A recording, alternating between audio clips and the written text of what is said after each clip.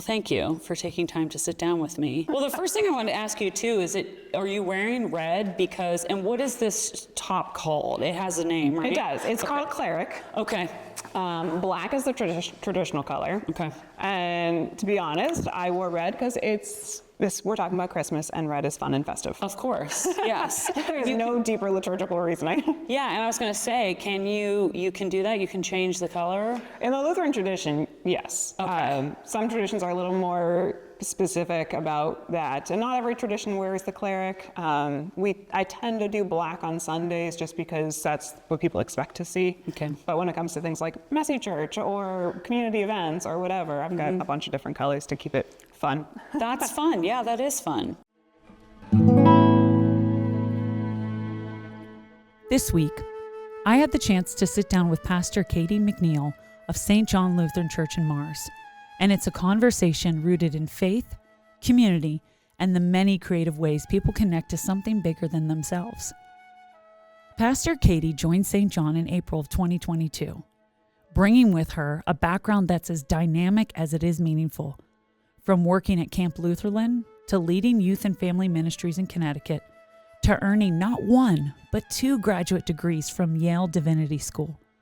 Along the way, she's also been a kickboxing instructor, a gardener, a devoted dog mom to her German Shepherd, and a flutist with the Pittsburgh Philharmonic. But what really stood out to me, and what we talk about today, is how Pastor Kate finds joy in helping people of all ages explore faith in ways that feel creative, welcoming, and deeply human. You'll also hear us talk about a detail inside the church that quietly carries a lot of meaning: the engraving on the pulpit, marked with the letters IHS. Those letters are the first 3 of Jesus' name in Greek, and they serve as a visual reminder of Christ's presence, not just in worship, but in the everyday lives of the people gathered there.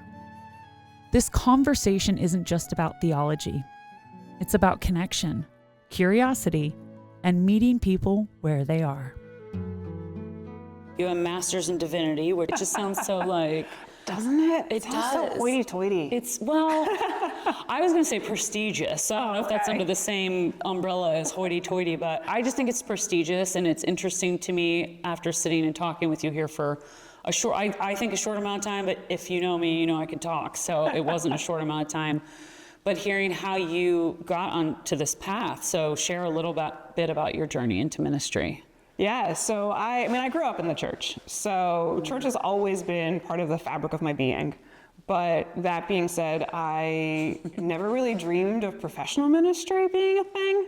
I always figured church would be something you do on Sundays and call it a day. Yep. But then I was in undergrad and I was getting my biochemistry degree, and I was going to go to veterinary school, and I realized that instead of participating in all of the pre-vet internships and shadowings and jobs and all that kind of stuff, I was hanging out at the chapel, I was participating in those services, I was working for the chapel, I was working at a summer camp, and so I was like, okay, maybe not that.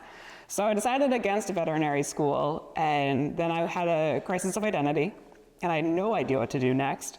I was going to graduate, and that's terrifying if you're going to graduate and have no idea what to do. Mm-hmm. So I figured the next safest option was grad school, because why not just keep going to school? Yeah, just keep going. Put off the real world a little longer.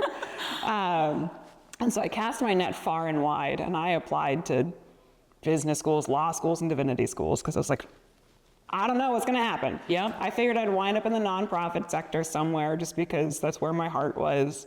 And I got into a divinity school with good financial backing, so I went. And I went with the intention of taking business classes also, so I could work in some sort of nonprofit, maybe start my own. We'll see. Mm-hmm. And then, when you're in grad school, there's these things called like bills and groceries to buy. Yes. So I needed a job, and most of the places that were hiring divinity school students was a church. And so I started working there as a youth and family ministries director, just to do something. It was something I enjoyed doing, and it was great. And it was such a great community, and the pastor really took me under his wing. I've always called him my mentor.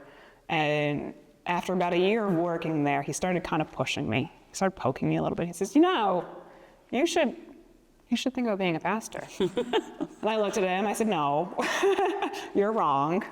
And then he kept kind of giving me opportunities. Why don't you teach this Bible study? Why don't you preach this class? Could you visit this person in the hospital? Looking back. Did you know what he was up to? I didn't. I just thought he was like, I don't know what I You're like, oh, great, opportunities. Yay. Right, exactly. Like, I'll try something new. Why not? Poor little naive me. But aren't we all at one point? Absolutely. That's a fun time. Yeah. Yeah. Yes, the sarcasm.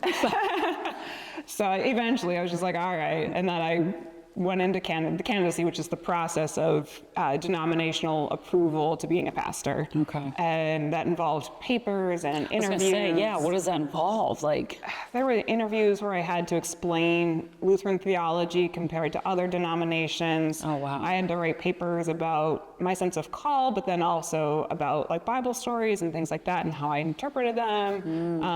And sometimes it was situational things like, imagine you have a congregation member who says this, what do you do? And some of it was not necessarily to make sure that we were ready as so much as to see how they needed to help us continue developing. So it wasn't necessarily 3 years of testing. It was just, let's come alongside you and make sure that you feel comfortable and confident going into this. And so I got through that process. There was an internship process where I was working full-time in a church setting. And at the end of that, I was like, all right, I see what's going on here now, God. All right. loud and clear. Right. And then I found my way to Mars, and it's just been amazing ever since of being able to, like, this is the dream I never knew I had. This is your church. Yeah, it is my church. And it's beautiful. I love it. I love I talked about that first thing when I walked in here. I love that it's just it's warm. It's very traditional. It doesn't need a lot of fluff, but you do have these really cool, I don't know, what would you call it? That you put your candles on for Christmas? What are those called? I don't know. I don't know. Well, I think we just call them the bars. The bars for the candles. But the stained glass, that window's beautiful up there too. And then that stained glass. That one, I'll have to turn that one on for you. It's got a light that shines this way, and that's become something of our logo now. Oh, it's wow. a picture of Jesus with his arms outstretched. Yeah. And it says, come unto me. And so it's just this very invitational approach. You know what's really wild? A church I was telling you about that my grandmother went to in Meridian Presbyterian. Sorry, different denomination, but it's okay. We're okay. Yeah, all good. They have, that's what theirs says, come on to me on it. Oh, on that thing too. Yeah. And every time I walk in there, it's like it was like a symbol for me. So I can't believe, honestly, I'm like, oh, I can't believe you just said that. That's amazing. Yeah. I can sort of see it at the bottom, but yes, I'd love that if we turn the lights on. Let's pause there for a second. Yeah. Because yeah. we're very proud of this window. Of course, you should be. It used to be an exterior wall, and then we got a pipe organ. Oh, wow. And so now it has to have a light. Oh, that's beautiful. Wow, that's really beautiful. So I've preached entire sermon series about that phrase, come unto me, and how that is impacting our approach to faith and our journeys and things like that. We've started using that as like a little logo. We had backpacks printed that we gave out and t-shirts made. And so we've started really living into Jesus as that invitational approach. And it's essentially, I don't know, I was going to just interpret what I thought it meant, but I'm like, I don't know if I'm going to sound idiotic. But I do think it's a lot of that meaning is also come unto me and like, almost pay attention to like how I lived my life. Yeah. That's how I interpret it. Yeah. In a lot of ways is, what is it? Give me you're tired, you're weary, you're poor. Well, that's what Statue of Liberty. But to me, there's something that I'm thinking of. People will tell you left, right, and center. I am not a chapter and verse kind of girl. I'm really bad at quoting things. I study it a lot. I just don't remember.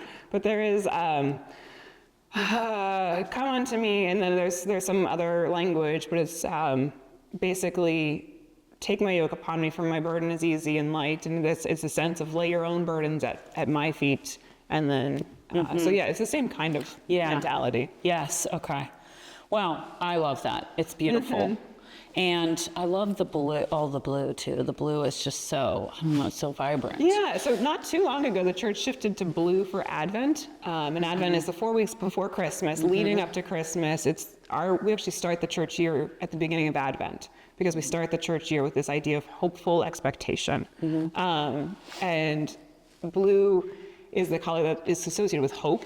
And so that's why a lot of churches switched Advent to blue, because it reminds us that this is a season of that hopeful, confident expectation of Christ not only coming 2,000 years ago, but again, and God continually coming among us in our daily lives and all that kind of stuff. Okay, I love that. Thank you.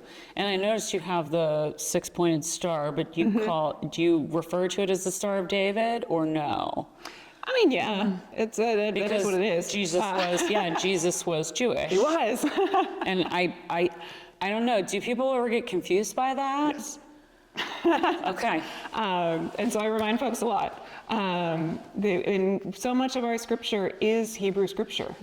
And so it's our responsibility then to recognize the Hebrew scripture for what it is as Hebrew scripture. And that's a little bit of a reminder of kind of where all of this is starting in, and our connection to our Jewish siblings in faith. And we're not superseding them or anything like that. Like I love that. When I saw that, I was like, I really like that that's there. Yeah. And then can you tell me again, because I always saw these, because we had one of, what is this thing called? Does it have the altar? Yes. Oh my gosh, Laura, I probably should have known that. All good. But what do those symbols mean? So the alpha on the left and the omega on the right are the Greek letters, the first and the last. Okay. And we use them because somewhere in scripture it says, I am the alpha and the omega, the beginning and the end.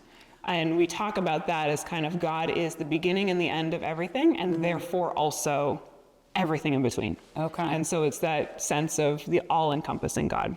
And I should have known the Omega. I was in a theater fraternity, and it was a fraternity because it was male and female, so we called it a fraternity, but it was the honorary theater thing. But I was like, wait, I know what that is, and I should know alpha. Okay, yeah, awesome. We do a lot of symbols and things like that around here. Yes, well, it's important because it's history, and that is what you're teaching. It is. I mean, you're teaching history. So we're going to jump right into Christmas, because we are in 'tis the season. Yeah. Jesus is the reason for the season. That's the saying. But the Christmas season, to you personally, what does it mean, and how does that shape the work that you do here? So we actually technically don't start the Christmas season until Christmas Eve. So right now we're deep in the season of Advent, and as a pastor, I like to hold on to that season of Advent because of everything that it holds. We have this Advent wreath where each Sunday we're lighting one more candle. And so the theory or the thought behind all of that then is, as the world is kind of getting darker and drearier, we're getting brighter. We're lighting more candles and more candles until we get to Christmas Eve, when the entire building is full of candles. Not only the candles people are holding, but the candles hanging from the ceiling, the candles in the window, wolf candles up here, there's just candles. Candles everywhere. And it's this idea of, no matter how dark and challenging and hard the world might be, no matter how much it might be a space where you just want to hide under your covers sometimes, God's light and love are always shining bright, and God is breaking into those spaces, creating this space of warmth and invitation and celebration, even in this dark month of December. And we need that. Again, that idea of Advent, certain, confident, expectant hope. Oh, cool. And then Christmas is all of it just come to realization. Yeah. And celebrated in Jesus. So this weekend, which this episode will come out after your live nativity, but for people who have never been to the live nativity, how would you describe the live nativity to them? So I grew up where the live nativity was, we stood kind of in a frozen position for a while. Yes. Quite literally frozen, and also and also not frozen. moving, frozen. Yes. Right. But this is nothing like that. So it takes this traditional story that people know, the story of Mary and Joseph traveling to have Jesus. It talks about an innkeeper. He's there at some point. He shows up at some point. Sorry. Okay. And there's the innkeeper and the angels and the messages from the angels, but puts all of that into an action. There's people coming from off scene in different directions. There's a story being told out loud to you. There's music to go along with it. And so it really is this immersive experience of this story that is so familiar in a way that invites you to experience it in a new way at the same time. Yeah. So the angel specifically in the Nativity, that's not the archangel, is it? No, It's Gabriel. It's Gabriel. Yeah. Okay, it is Gabriel. Okay. And I mean, there's a host of angels at one point, and so many of our little kids are angels, and so there's a host of small people. Yes, of small people. Okay. But we do have one person who serves as Gabriel to have a little bit more structured position. Yeah. So what do you think makes, so you have a bunch of different Christmas programs. So after our live nativity, you have Messy Christmas, and then you have your Christmas Eve, your traditional service, and then you also have a Christmas Day service, and then you have One Night in Bethlehem, which is after Christmas. So let's just give us a little rundown of all of those different events that you have. Yeah, totally. So a Very Messy Christmas is part of a program we run all year round. It's always the third Friday of every single month, and so the one in December always falls within about a week of Christmas. Okay. And so December just then gets marked as a very messy Christmas. And so we take everything that makes Messy Church what it is, and we put a Christmas spin on it. So it is creativity, it is flexibility, it is all ages together, families involved in this interactive, flexible space where we come together and we have dinner together. We start off by eating a family-style meal and sitting around the table and talking about things and developing relationships. And then there's like an hour of activities, and sometimes it's crafts, like we're gonna make little nativity scenes out of graham crackers and whatever other crafts. Or sometimes it's games, or sometimes it's a STEM thing. Bring your science brain in. And then there's people can just move around at their leisure. If they want to spend all hour at one of them, great. If you want to spend 30 seconds at one, that's fine too, like whatever. And then we finish by coming upstairs and singing songs and praying and telling stories, and it's a great time. And so in December, it's all about Christmas. Okay. As it should be. But that is something you do the third Friday of every single month. This month, it's obviously Christmas. Okay. Yeah. And like next month, it falls right after we celebrate the baptism of Jesus. And so we're going to talk about baptism next month in January. Oh, awesome. And so it's neat to kind of have this really creative, flexible, interactive, low-key place, because we've got people who come to that who don't go to church on Sundays either because it doesn't fit in their schedules or because it just that environment doesn't fit them for whatever reason. So we did talk about that a little bit too. So then we've got Christmas Eve. I mean, every church is Christmas Eve. Yes, they do. So we lots of candles. Yes, candles so everywhere. many candles. They're more obvious at 7:30 just because the sun has gone down, but we light them at both 3 and 7:30, and it's your kind of traditional candlelight service. It's all the carols. It's lighting the candles. It's we have cookies and cocoa. I mean, we try to kind of make it as comfortable and warm and homey as possible. And it's the same service at both of them. The choir and the kids' choir sing at the 7:30, but at the 3 o'clock, there's special music that our organist provides. So it really is the same service. It just depends on what fits people's schedules better. And it's nice that you have one that's a little bit earlier too, because there are some, you probably have older patrons. I don't like to say folks, but I just said folks, but older congregants who probably want to be able to come early and not be so late at night. So I find that 3 o'clock is popular with kind of both ends of the spectrum. You've got some of the older people who don't want to drive at night. They don't want to be out after it's dark. And so this way it's getting dark by the time we're done. Yeah. But it's early enough that they feel comfortable coming out. Yes. And there are kids who go to bed at 8.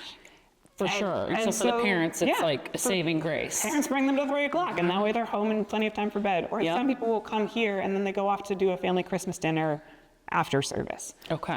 So that's nice, Yeah, so that 3 o'clock time has been, because I don't know if I've noticed that in the last year. I feel like I always noticed later. like a 7:30 and then even later sometimes. Yeah, there's a long tradition of having like the midnight mass. Oh, where you end at midnight, and the idea is that Christmas Eve is kind of like a vigil for Christmas. You're waiting and holding space for the beginning of Christmas on Christmas Day. Yeah. But that, for various reasons, is harder for people to get to. And so it's become a little less popular in recent times. And so some of the bigger churches will have that. But we hold with our 3 and 7:30 because that's what people in this community have kind of expressed with their feet of what they like and what serves their faith traditions well. That's nice. Christmas Day service. Yes. So what's the difference between that and Christmas Eve? So Christmas Eve is all the bells and whistles, all the candles, all the music, all the celebration, and kids running amok, and we've got goodie bags we give kids, and it's just beautiful, holy chaos. Christmas Day has developed into kind of like a quiet start.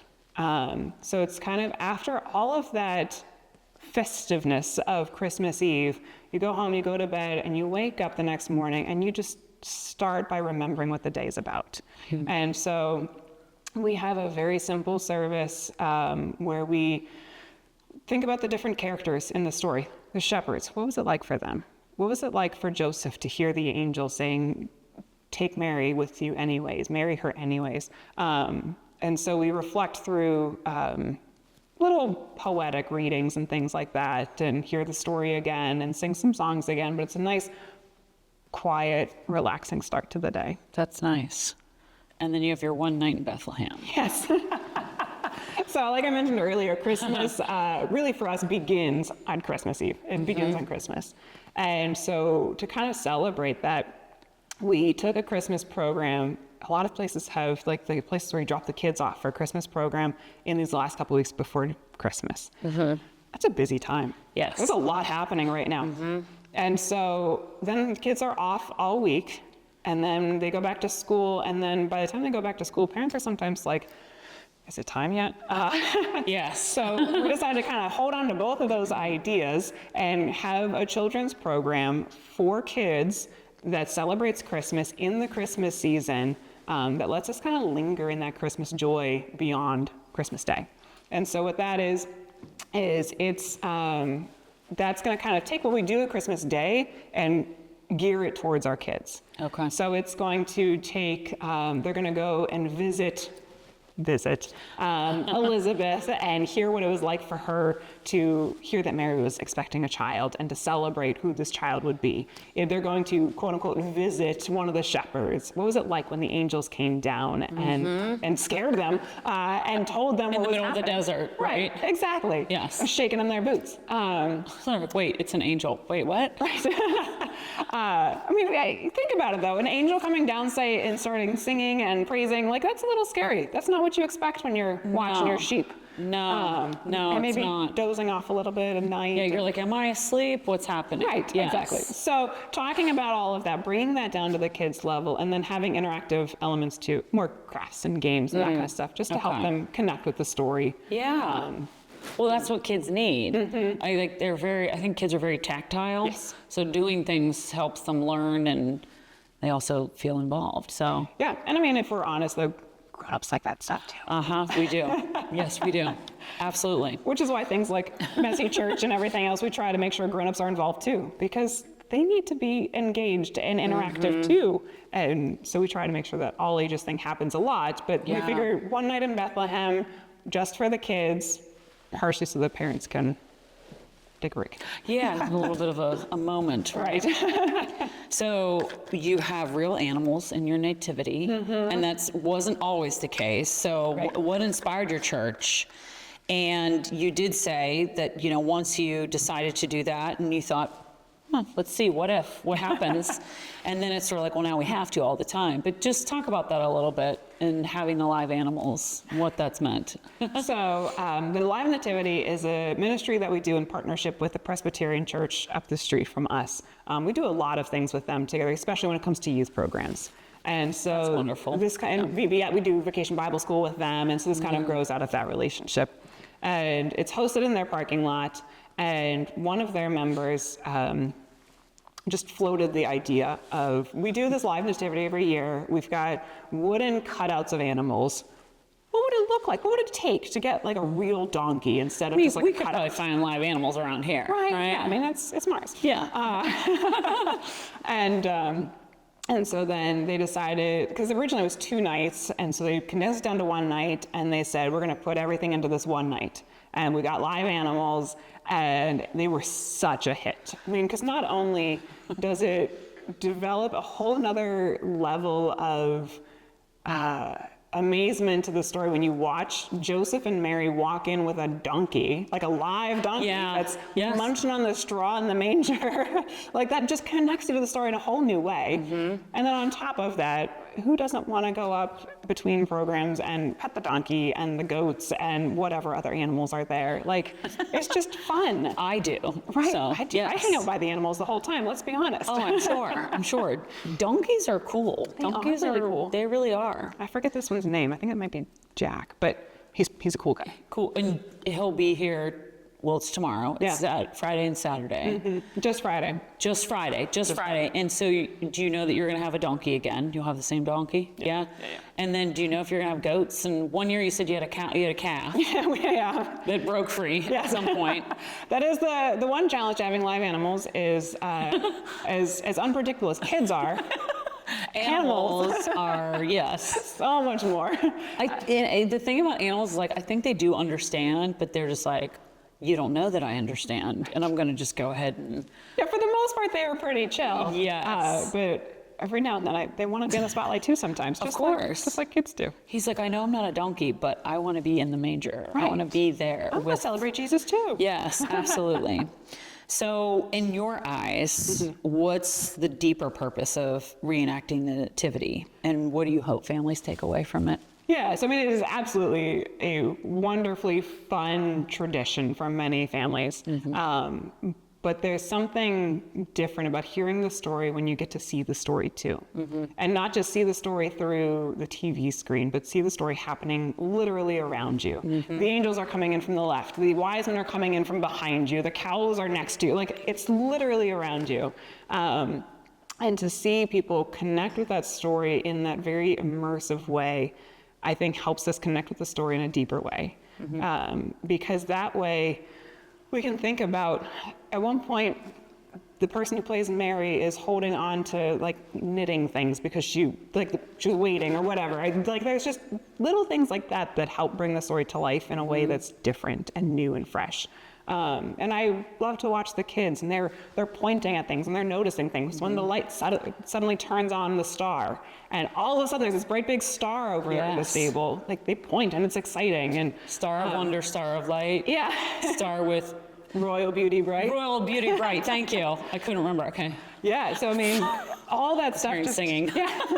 All that stuff helps bring it to life in a way that makes it very memorable, and makes it a conversation point. Yeah. So, I mean, the hope then is that you don't just come and watch for, the 15, 20 minutes that the show is, but this is something that you carry with you into the rest of your Christmas celebrations as we move into the rest of the Christmas season. And I know some of our participants are that way. Our older participants ask questions about the Christmas story that I never knew they had, but because they're living it as they're acting it. Real time, they're almost, yes. They're thinking about what was it like for those wise men in a different way than they might when they hear the story of Christmas Eve, when there's so much else going on. Yes. So do you have a favorite story or, a memory from the past years that really captures the heart of this event? Captures the heart of the event. That's a little different than you asked me before. Yeah. You asked me about a funny story, and I came up with a cow. Yeah, it is a little different. You're right. Putting you on the spot. Thank you. So last year, we had an infant who had been born not too long before the Nativity. I forget how old he was, but his mom wanted him to participate in the Nativity. So he was playing baby Jesus for us. His mom came and put him in the manger. He didn't have a choice. He didn't really have a choice, Yeah. no. But he also didn't complain. There was no crying, actually. Yeah. He was actually a very good baby for baptism, too. He didn't cry at his baptism either. Oh, wow. Yeah. But so she put him in the manger, and then like you could every now and then you'd see a little wiggle in the manger and things like that, and you would watch the kid who was playing Mary, her face, she was making faces at him and things like that. Oh, like that's sweet. It Yeah. just reminded us that the reality of the story, in a way where it's, if you think about God coming among us in like this infant form, babies cry, babies are unpredictable, babies make messes, babies are exhausting, and you wonder, like, was Jesus like that? Like, it just kind of breaks open the story again in a new way to think through the absolute mystery of this event. Yeah, they had nowhere to go. And they also were kind of, and you might have to correct me because it's been a minute, but they were sort of not really on the run, but they were looking for somewhere to go. Yeah, so Joseph and Mary were looking for somewhere to go. Yeah. Because Mary was a virgin. So yeah, so I mean, there's oh gosh, that story. There's so much packed into this story of Jesus' birth, and this idea of space and room and what happens when there seems to be no room, and how room is always available, if not where you first left. It's packed. And then just after Jesus' birth, we don't read this story very often, but they flee to Egypt because things are unsafe for them where they were. And so they flee, and there's just all this stuff about mobility and finding room and figuring out how to be safe as their little family, their unconventional little family. yes, their unconventional family. Yes. Yeah. And you think about, like you said, Mary and Joseph weren't married. So what conversations would have been happening about them? What whispers around town were there? And And it's like that game Telephone when you were a kid. You played the game Telephone, right? And even now, if you were to play that game and you had a circle of like 20 people, the story would change so much by the time you got to the last person. And you're like, how did that, in real time, sitting here, how we interpret things and hear things differently and then communicate them. It's just really interesting. it is. So the children obviously get really excited when they first see the animals.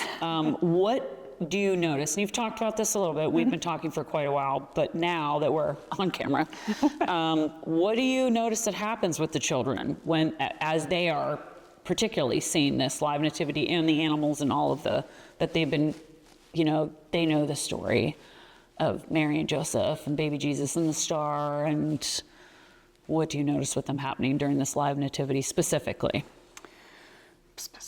I had to add that, sorry. And you can always just like glaze past the specifically part, but yeah, with the kids. Because Jamie spoke so highly of you and how you work with children. And that's what really was, I've been kind of doing I had one special episode on education, on a teacher at Knox High School. And the minute he brought you up to me, I was like, this is like, you're also a teacher. Yeah. So I really liked that angle of it too, and just interested to hear what you think, what you notice with them. Yeah, so a couple of angles. So like if you start at the participants, I love it because we've got 10 minutes between shows or something like that, but they warm up in the church base and have a cup of cocoa or whatever, but we talk about things and we're kind of debriefing what's happening and things like that. So we get to have that kind of set aside time for that in that space, which is awesome and neat. And then when I see them come to Christmas Eve, they might bring up something that I mentioned to them at the Nativity, or I can watch them kind of grow across that.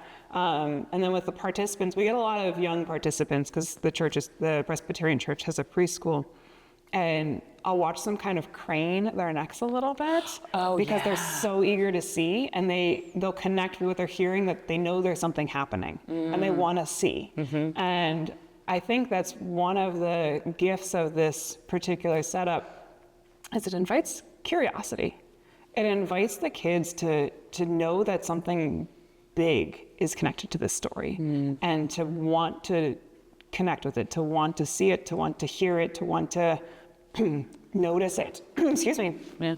And so I think by watching them kind of crane their necks, what we're doing is we're inviting them to enter into this story at whatever level they're at. If they're 3 years old and they're marveled by the donkey and that's what they remember, they still remember the story. Yes. They remember when the donkey came in, and you can then connect the story to the donkey. And so it becomes not necessarily a be all end all, but a beginning of the conversation. So, and you said there's sort of other things that you're involved with, but it takes a lot of people to coordinate all of these people and the animals, and you give a lot of credit to those people when you show up. And there's people that you said have been a part of this probably since it started, and you've been at this church for 3 years. But what do you, as far as logistics, you said there's about 20 people involved in the actual nativity, correct? Ish. Around-ish 20 people? Yeah. So how early do they start practicing again? You said when they start putting all this together. Was it like November? Oh, they start putting it together in November, but they leave practicing until almost go time. Okay. Partially because they put up an actual little stable in the parking lot. Oh. And so there's Okay, so you can't just leave that there. Right, Yeah, you gotta wait can't for the be- stage to show up. Yes, got it. And they have recordings that they go through that they use and things like that. So there's a lot of setup that has to happen before they can really do a good solid walkthrough. We'll kind of tell them what's going to happen and do a dry run, I guess you could say. But It's almost like improvised. a little bit. And because we're fortunate enough that we've got people who've been doing it for so long, they really help guide new participants. Yeah. So there's a little bit of learning by doing. But it works. Well, I'm sure that you have people too that have watched it, and I want to be a part of that. Yeah. So, and when you know the story, it's probably easy to be like, oh yeah, this is when the angels come in. This is our part, you know? Yeah. You've got your theater background. You know how important a good stage director is. They are absolutely critical. Timing. Yeah. Yes. We've got one woman, she's a member of the Presbyterian Church. I don't know if she calls herself the stage director, but that's what she is. And she makes sure that props are in the right spaces, costumes are all She's like set. stage manager, essentially. Stage manager, yes. Sorry. It's probably a cross of stage manager and producer / Yeah, basically, yeah, because she also producers runs. also do that, yes. And director. So she's kind of doing all three. all of it. Yeah, she's doing all of that. Yeah. And she'll tell them, okay, now that's when you go. And she'll if they go too soon, wait, go. Yes, yeah. So she's doing all of it. I love that. But yeah, whenever you're directing something or whether it's stage managing something, it's obviously there's a connection to the story, whatever the story is that you're telling. So it makes it a little bit easier to do it. Yeah. But then that's when you can get really specific. Not yet. Okay, now. Right. Oh, and little things like don't forget to look up when the star lights up. Yes. Or don't forget to move your hand like this or whatever it is. Well, that's a huge point, especially with something like this, because certain people in the audience might see it light up, right? But then when you have all your actors do that, it's really powerful. And those sort of things can change how they feel in that moment. Whenever something like that happens all together, it really can be magical in a way. So what is, let's see.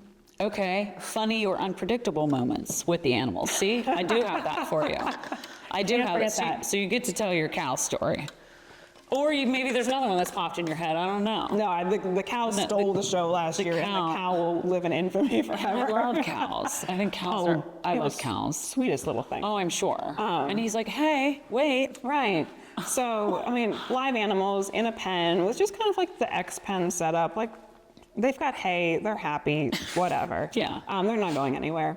Except apparently in the middle of the show, so I forget where we were. They were talking about Mary and Joseph in the stables. The innkeeper is there. There's no room at the end. In the middle. And the donkey's just chilling. And then all of a sudden you see the X-Pen start to move. Oh my gosh. And then next thing you know, the cow is just coming right up into the scene. It's like, okay, no. This is where the cow shows up. Right. Let's improvise a little bit, I guess. It's the donkey's friend. And the poor actors. We've got some adults, we've got some kids, and they're like, I don't know what to do. And you're like, just let it happen. Yeah. And then the one of the people who work with the animals, they came and they kind of ushered it back in, tied it back up again. But it was just, I don't think anyone remembered that particular Do you remember story. if people laughed when that happened? Oh, I'm sure they had to, right? Because that's how I knew the cow broke loose, because I was looking at something else and I hear this laughter and I turn around. I'm like, oh, hello. You're like, oh, hi there. and then you moo at them, because that's what you're supposed to do to cows. Of course, I absolutely. mean, that's what I do when I see cows. We got to speak their language. Yes, we do. I was on a bike ride once, and there were all these cows, and they were pretty far out, and I was taking a break, and I just stood there, and I started mooing at them, and they started coming towards the fence. It was just the coolest. liked what you It said. was the coolest thing ever. I was like, I don't know what I'm saying to you. I'm just mooing. And they came over, and then I took a photo. My friend's like, you're so weird. I was like, nah, it's okay. So why do you think experiential traditions like this are so powerful for kids today? I mean, you live life through experiences. You don't live life in your head. We don't just sit, this might be an outdated reference, but like the Matrix? Yes. They just like plug things into their brain and that's all of a sudden And that's it, yeah. Right. No, we live life, we learn through play and experience and engagement, and faith is no different. And so if we grow through interaction and engagement and experience and play and all that stuff, faith should be the same way. And so we create as many opportunities as we can for people to have those experiences, the Living Nativity, Messy Church, One Night in Bethlehem, so that we can help people connect with the story in a way that's not just cerebral and in their head, but this is a story that matters and makes a difference. So how has the community responded, over the years? Like you said, you partner with the Presbyterian Church down the street, but not only just to this event in particular and the other events, but even to you coming here to this congregation in the last 3 years. Like, how have they welcomed you, and what has that been like? Yeah, I mean, this congregation, St. John, is such a gift to me, because I mean, let's be honest, if you're calling a first-time pastor who's kind of untested in a way, there's a bit of a risk involved in that. Like, they're taking a chance on you. And this was, they had been without a pastor for a little bit, which is not atypical. And they were looking to kind of figure out what the next chapter of this church was going to look like. And I don't know if they had other interviews. I don't know. But they interviewed me, and there was just something about the conversations that we had where things just clicked, and it felt good. And so they took a chance on me, and they called me, and it has been just an incredible journey in these past 3 years. I can be something of a dreamer. I like to come up with ideas and throw the spaghetti against the wall, see what happens. I was just going to say, I use that reference a lot, so yeah. Yeah, it's my favorite model of ministry. But when I talk to... Your kids going and throwing, you're like, don't actually throw spaghetti. It's like a metaphor, but anyways. Right, yeah. Yes, but I get what you're saying. I don't know, maybe we should. I feel like they're supposed to at a Messy Church. Right? Oh, yeah. Have you done that yet? No, maybe we should. Okay, when you do that, I need to be here. All right. I want to come through, because I guess that's when it's done, is when it sticks. I've actually never done that in my kitchen. The fact that you just said that means this is now happening. Yeah, that when we were kids, we would take the long noodle and we'd throw it, and if it stuck, we're like, it's done. Yeah, it's a real thing. That's where the saying comes from. Oh my gosh, now you just came up with a whole new thing. I was going to say, I'm trying to figure out how to make this happen. For Messy, I'll come and make cookies with them. Yeah. And then we can make spaghetti, because those two things go together, right? Chocolate chip cookies and spaghetti. We do sometimes have spaghetti for dinner at Messy Church. Yeah, there you go. Instead of pin the tail on a donkey, throw the spaghetti at the... Everybody gets one noodle. And maybe you could create something. Okay, we're getting out of hand here now. We're getting way off topic. But this is like exactly what happens in this congregation. Someone will come up with an idea or say like, I was thinking about this, or we're just talking about things, and someone's like, but no, wait, actually, let's think about this. What if we did? Yes. What if? And so that kind of dreaming mentality, that what's the word? Where you build up on one another. Collaborative. Thank you. That collaborative effect of we have this incredible piece of good news that God has given us, that God came to us as Jesus, walked among us, died on a cross, rose again, and freed us and has forgiven us for all eternity. Like, that is such good, incredible news. We have this awesome story to tell people. How can we tell it? And then everything comes from that, of how can we be sharing that good news of Jesus Christ in as many ways as possible to connect with as many people as possible. Well, now you have a mission with the spaghetti against the wall. Yeah. But sometimes that's what it is, though. It's kind of some kooky idea, and it sounds like, why would a church do that? But there are ways to connect all these weird, random things to that good news. And when people are engaged like that, that's what makes this church so vibrant. And we've seen a lot of growth in the past few years because people want to be connected to that story. Yes. They want to feel engaged. They want to learn more and explore, how does this story impact me? And sometimes it's something as seemingly random as throwing spaghetti against a wall that helps them connect. Messy church, yes. Well, also I think for parents, it's probably really refreshing when they have children who are very creative and have these ideas, and they feel like they're in a space where they can be open about that and talk about it and sort of collaborate, as you had said. So that's good. It's a really positive environment. I've got one kid, he cracks me up. He was sitting in the front pew after a sermon one day, and I was doing a first-person sermon. Like, I took on the persona of a person in the Bible. And it was, I thought it was a pretty decent sermon. And apparently this kid, though, got a little confused because he takes things very literally. And he says, wait, how old are you? Oh, goodness. And he raised his hand after the sermon. And so I went down, I sat next to him during the song after the sermon. And he says, I have a question, Pastor Katie. I said, what is it, buddy? How old are you? Oh, maybe in my 30s. But is so-and-so still alive? Like the person I was talking about, my friend from the Bible. Nobody. She was in the Bible. She lived 2,000 years ago. She's no longer alive. But how'd you know her? But like that kind of space where that kid felt like he could just ask me a question right after the sermon and just participate in whatever way felt comfortable for him. Like it was. That's good though. Great.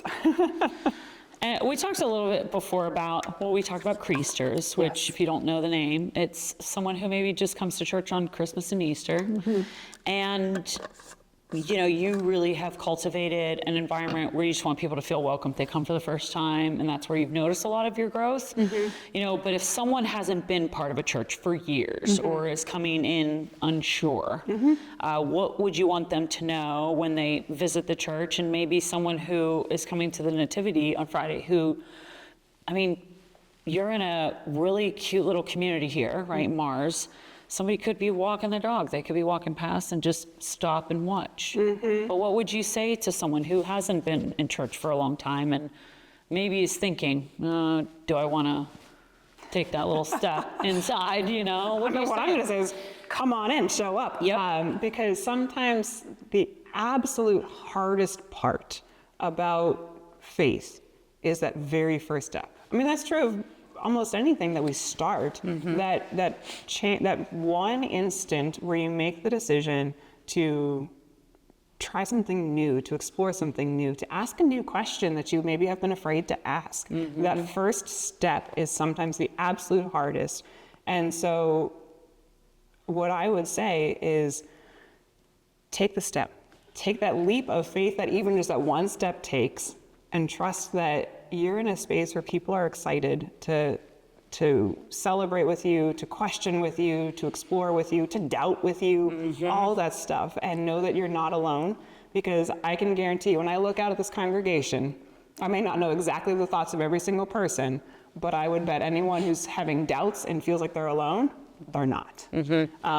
Because it's just, that's so common, and there's no better way to get involved than to just show up. Yes. And trust that the community will hold you, and trust that this is a community that does want to welcome and accept people. Go ahead. And you said something, and we talked about this too, and I think what people need to understand also about church is it is a safe space. So being able to come in here, and whether you're ready to share your story or you don't have to share your story at all, but that you're amongst people who are there to support you and help you if you're in need of help. And I had asked you that. I said, you're a human being, right? You have a life, you have probably a family of, responsibilities, but you probably also have hard times too. And I just know from being a teacher, and we're talking fitness, right? But when I was having a hard day, I always knew I was like, this is going to be a class where I know I'm going to be able to work through what I'm going through right now, but I know I'm probably going to bring so much to this room because I have so much going on that I need to just get through. It's like through is the only way out. But there was a time you had shared where there was a week where people will write down prayers, and you noticed that it was it just kept becoming more and more and more. But the thing that you noticed was that there was a lot of similarities amongst what people wanted you to pray for and how you decided to bring them to that level. But share just a little bit about what you shared that day where you talked about sitting and then coming back up, you know? Yeah, so frequently when we come into this space, sometimes people talk about like wearing their Sunday best to church. And when they talk about wearing their Sunday best to church, they're literally talking about their clothing. Yes. But so often we're talking about our personality and our persona and our emotions too. And we want to come in with like the bright shining faces and the life is just great. Yep. But when we've started collecting prayer requests during every single service, and that has been a safe space for people to be vulnerable about things that they're worried about, people they're worried about, whatever. And so as I was kind of collecting them, it felt like there was a lot of just weight, tiredness, questions, struggles, uncertainty of faith. It just felt heavy. And I was having a really hard time coming up with a sermon that was going to be my typical energetic sermon that I often do. Yeah. And so I just simply took a chair out from next to the altar and plopped it down, and I sat down and I just said, some days are like that. And it was just like, I just acknowledged the space. And because fortunately the scripture readings also lent itself to that a little bit. I think it might have been at the death of Lazarus when Jesus weeps.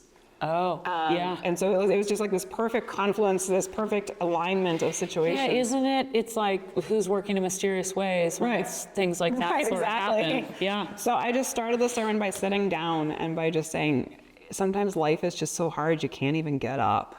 And sometimes the grief is overwhelming and it's hard. And this is the space we get to bring that into. Like I always tell people, if you can't cry in church, where can you cry? If you can't bring your bad days to church when you're struggling and you're dealing with grief, where do you take it? And so they started the sermon off there because that is often where we meet people, is in those shadows, in those hard places. But then I kind of worked the sermon so that through the sermon, there was kind of the reminder / realization of Jesus goes into the tomb as a dead body, but Jesus does not stay there. There's resurrection, there is life, and there is newness always. God's promise of life and love always wins. And that can lift us up out of our hard times, no matter what they are. So the tomb story for me is something that I get it. I feel like a lot of people don't. They immediately are like, oh, that didn't happen.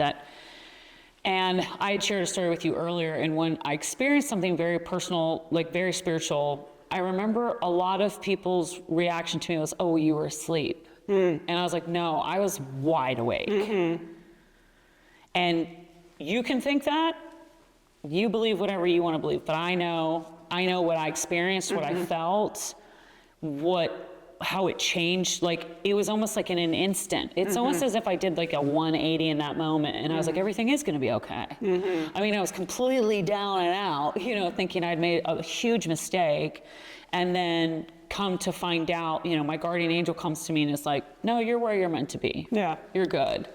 And I feel like that moment was that for people, the people who were mourning him, I mean, they were all mourning him, and here he is, he's like, I'm okay. Right. And like how powerful that can be if you just kind of open yourself up to experiencing something like that, or trusting the story, I guess. And it's always remarkable because when Jesus rises from the dead, he shows them his scars. He shows them the wounds. And so new life and resurrection and all of that hope that we have in God, that doesn't make all those hard times and griefs disappear. They put them in context, and they help us live through them, trusting that there is an other side to them, trusting that life does win always and forever, even after death. Yeah. So I have 2 questions left. Yeah. My thing keeps scrolling. I don't know why it keeps doing that. What are you personally most grateful for as you head into this season?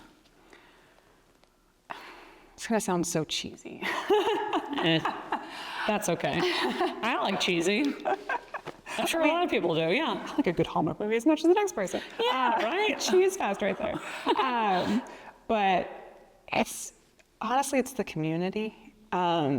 Church is nothing to me without the body of people around me, without the cloud of witnesses, the cloud of saints around me. Because I get a very special view as pastor on Christmas Eve.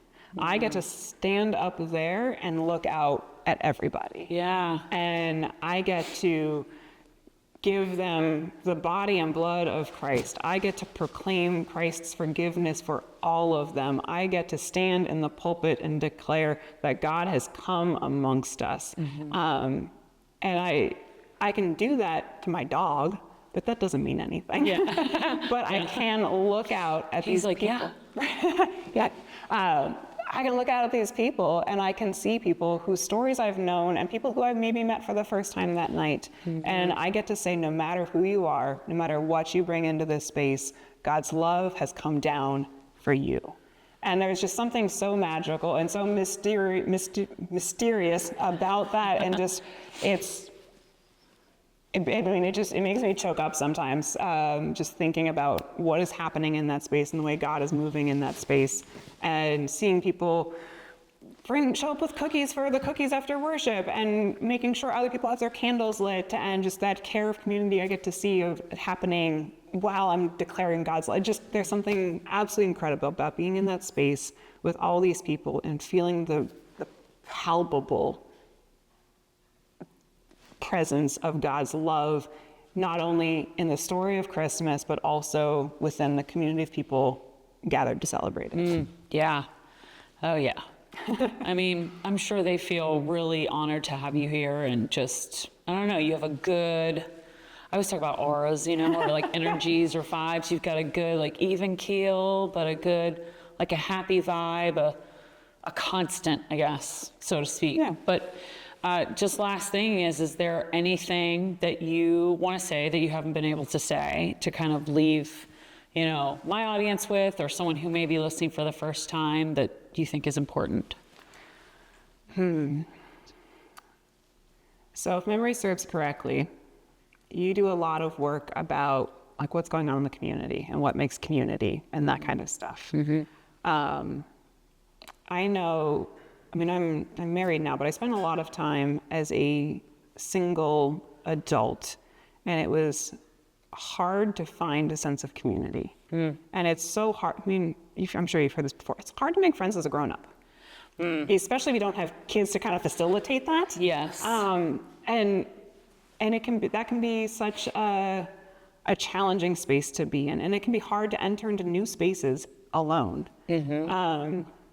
But what I guess I would have to say is that as soon as you walk into a faith community, you're not alone. There's the spiritual side of it of God is with you, and God's walking right alongside you through the ups and downs and twists and turns of life. But also, when I find myself in a faith community, I find myself in a group of people that just genuinely want to accompany me on whatever life is bringing. We recently came up with an acronym to help kind of guide this particular congregation. We said, we're a cake congregation. Cake? Yes, cake. Okay, I can remember cake. It came from the fact that we use cake to celebrate absolutely everything. We have cake after worship. Yeah, that's on true. A regular basis. Baptisms? Yes. Weddings? Yep. Wow, I could keep going. We have cake for graduations. We have cakes for when people are going off to college. We send them off with cake. We have cake for confirmations when they kind of affirm their baptism. When we have new members, we have cake for everything. Yes. And so we were teasing. We were kind of joking about the fact that we're always looking for an excuse to have cake. Yes. And so we said, what's that actually about? And it's about the fact that this is a congregation that wants to come alongside and accompany people through the entirety of the journey of life to death and beyond. And this is a congregation that wants to do that in a way that promotes relationship and community. And so we said we're a cake congregation, and it's not just about the cake. It's about offering Christ-like acceptance and kindness for everyone. So that's what it stands for. Christ-like, acceptance, and kindness for everyone. for everyone. Okay. So, so like as people are entering into the season, as it's getting darker and things, and maybe Christmas isn't all about the twinkling lights for you. Maybe it's a hard time. There is a space for you here. There is some cake for you here. And I mean, granted, on Christmas we don't have actual literal cake. We have cookies. But you know. What? No, I'm just kidding. Hey, my sister makes a mean cookie that's made out of cake batter. So maybe I'll have her make some of those. So there will be cake in cookie form. Okay. Yeah, I think I know what you're talking about. Yeah, those are good. They're good. Yeah. But like that's what this season is about. That's what church is about. That's what faith is about. I love that. That's so special. Well, thank you. I really appreciate you taking time with me and welcoming into your, I like to say congregation, because I like that, into your space. And it was a pleasure. Thank you. It was great. Thank you so much. Yeah, you're welcome. Yay. Thanks again to Pastor Katie McNeal for taking the time to share her story, her journey, and her thoughtful approach to faith and community. I keep coming back to that engraving on the pulpit, IHS. A simple symbol, but one meant to remind us that presence matters. Whether it's in a church, a conversation, or a moment of listening, there's something powerful about showing up with intention and openness. As we head into the holiday season, I'm going to take the next couple of weeks off from releasing new episodes, a small pause to rest, reflect, and spend time with the people who matter most. We'll be back in the new year with fresh conversations and stories to share. Until then, I hope your holidays are filled with warmth, peace, and moments of connection, however you choose to celebrate. Thank you, as always, for listening. I'll see you in the new year. Thank you for tuning in to Alter Eagle. Join me every Wednesday in 2026 for a new episode, and be sure to click subscribe so you don't miss a single episode. Follow us on Instagram and Facebook at Alter Eagle Podcast. Until next time and next year, stay safe, stay hopeful, stay kind.